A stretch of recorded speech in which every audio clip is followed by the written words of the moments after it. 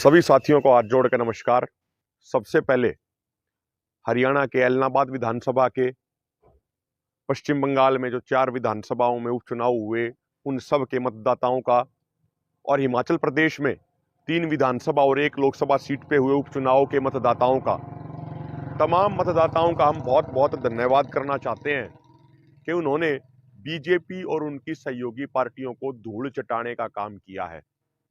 जो बीजेपी, जो उनकी सहयोगी पार्टियां इस समय हमारे देश के लिए, हमारे समाज के लिए, हमारे किसानों के लिए, हमारे नौजवानों के लिए एक बड़ा खतरा बन चुकी हैं, उस बीजेपी और उनकी सहयोगी पार्टियों पे आपने लगाम लगाने का काम किया है।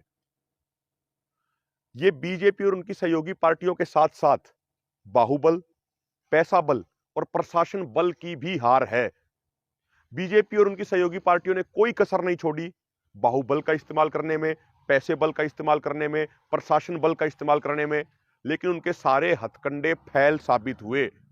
और हम ये उनको कहना चाहते हैं कि यदि उन्होंने तीनों कानून वापस नहीं लिए, यदि उन्होंने एमएसपी गारंटी कानून नहीं बनाया, तो आने वाले समय में ठीक इसी तरीके से हर विधानसभा चुनाव में और उसके बाद 2024 के लोकसभा चुनाव में बीजेपी वालों को, उनकी सहयोगी पार्टियों को मुंह की खानी पड़ेगी। और जो ये नतीजे आए हैं, चाहे आप बात कर लीजिए हिमाचल प्रदेश की, वहां पे 3 विधानसभा और 1 लोकसभा सीट के उपचुनाव में बीजेपी की करारी हार हुई। पश्चिम बंगाल की 4 विधानसभा सीटों पे उपचुनाव में बीजेपी की करारी हार हुई। हरियाणा की ऐलनाबाद में बीजेपी, जेजेपी, हलोपा जो संयुक्त इनका कैंडिडेट था, उसकी करारी हार हुई। इनकी सब जगह करारी हार का जो सबसे बड़ा कारण है, वो कारण है 11 महीने से दिल्ली के मोर्चों पे बैठे हुए किसान योद्धा और किसान वीरांगनाएं। जिस साहस के साथ, जिस शौर्य के साथ वो लोग वहां मोर्चे पे डटे हुए हैं, चाहे ठंड आई हो, चाहे बारिश आई हो, चाहे धूप पड़ी हो, लेकिन वो डटे रहे। 750 किसानों ने शहादत दी।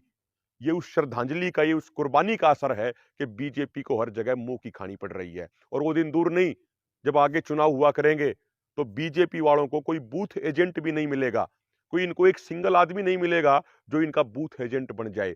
ऐसी स्थिति भी इनकी आने वाली है। अंत में फिर आखिर में दोबारा से ऐलनाबाद के सभी मतदाताओं का, जो पश्चिम बंगाल में 4 सीटें जहां उपचुनाव हुए वहां के मतदाताओं का, और हिमाचल प्रदेश में 1 लोकसभा और 3 विधानसभा सीटों के तमाम मतदाताओं का हम बार बार धन्यवाद करना चाहते हैं। और हम ये कहना चाहते हैं कि ये बीजेपी और उसकी सहयोगी पार्टियों की हार के साथ साथ इस देश की जनता, किसानों की आवाज की जीत भी है। बहुत बहुत धन्यवाद।